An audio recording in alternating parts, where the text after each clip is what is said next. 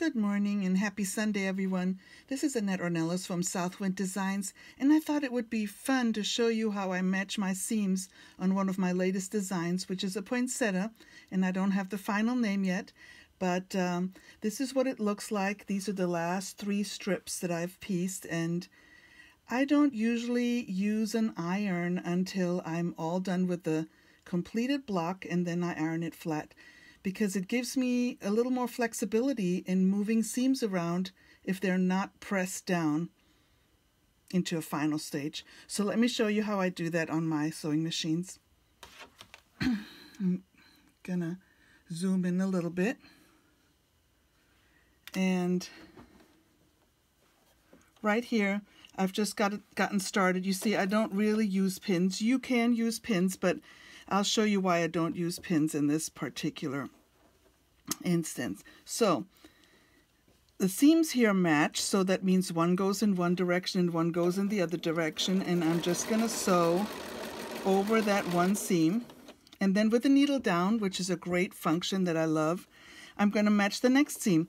Now I don't know if you can see that. I'm going to go a little bit closer, but that next seam, both seam allowances are pointing in the same direction.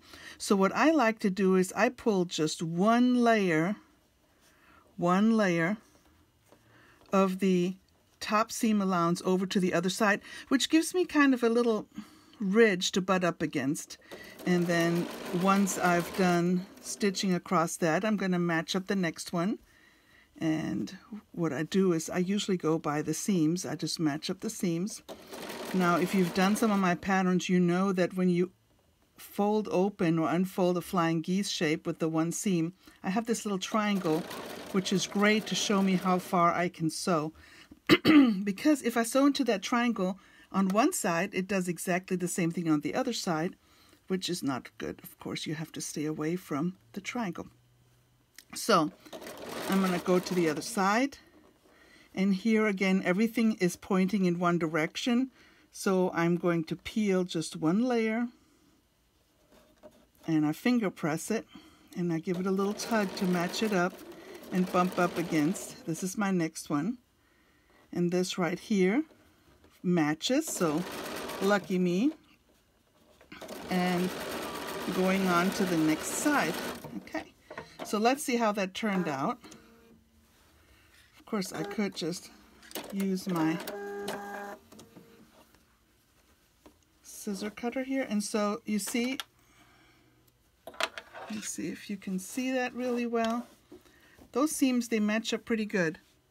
And that was done without pins and before pressing.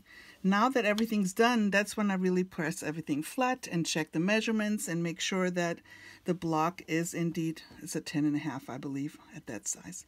So I hope that was fun and you learned something new. I have a website, southwindquilts.com, if you want to check out some of my patterns. But I will see you on the next video. Bye.